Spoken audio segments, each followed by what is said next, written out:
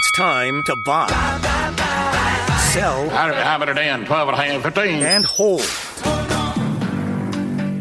All right, Mark, you are in for John. John is just taking a little vacay, getting a little downtime. So what is on the rundown for buy, sell, hold? All right, let's start it out with buy, sell, or hold Trump's latest statement on the Epstein files.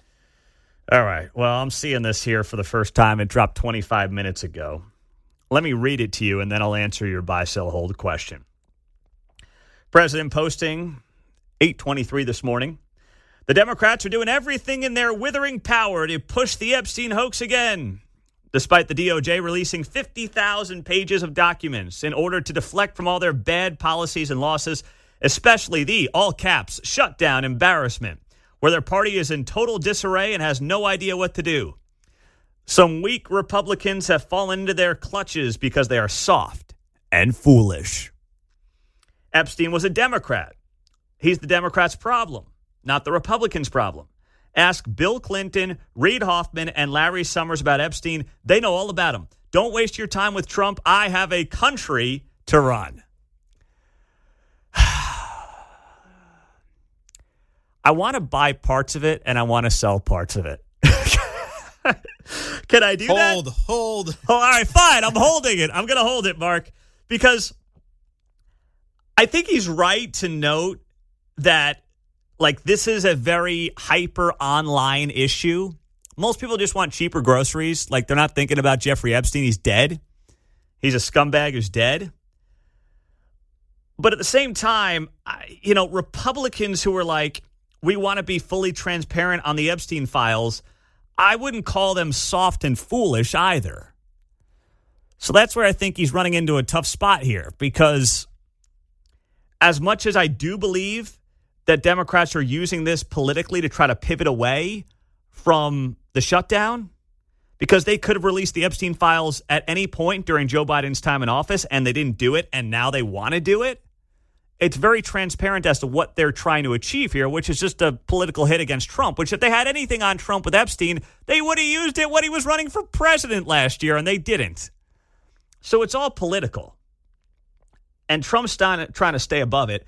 I just wish he would actually take the approach that Bill O'Reilly has talked about on the show, which is that we're releasing what we can, but if we put certain things out there, there are innocent people who are going to get dragged into the mud and get called pedophiles completely unfairly. And I understand that that is something that is a fine line to walk. So I'm going to hold it there, Mark. All right. Buy, sell, or hold. YouTube TV and Disney dispute will end at the end of this week. I'm selling that. I think tomorrow is going to have to be my third straight Saturday of watching college football with a daily Sling TV pass, because I've got YouTube TV, and right now I still have none of the ESPN channels, and there's no end in sight. I thought Disney might start caving when their stock price went down 8-9% yesterday, and it was reported they're losing $30 million a week in their dispute with YouTube TV. But then I heard from, and maybe it's just political posturing, but then their CEO, Bob Iger, and some of the other top honchos there at Disney came out and said, we're going to ride this thing out. We're not going to get bullied by YouTube TV. Of course, parent company Google. I don't really take a side on this because there's no little guy. Like, it's two massive multi-billion-dollar mega corporations going at it. So, like, there's no fighting for the little guy here. So I'm not really here to pick sides on it. I just want it to end. But here's where Disney/ESPN has to be careful. They have to realize that their original programming does not have the juice that it had 20 years ago. I'm 37. I grew up on SportsCenter. Dun-dun-dun, dun-dun-dun, The Big Show. Dan Patrick, Stuart Scott, even Keith Olbermann before he started to look like Rachel Maddow and go crazy. Around the Horn, PTI, Sports Reporters, Outside the Lines. Those shows were tremendous. They had meaning. ESPN's original programming doesn't mean anything to anyone now under the age of 35, or really under the age of 40. I'll include myself in that. My generation, millennials, the last one that kind of grew up with ESPN as like a staple in the house. Now you just need it for games. And outside of college football on Saturdays, there's not much else I'm looking around and saying, boy, I miss ESPN. Monday Night Football is not all that good. It's not like the top game of the week typically.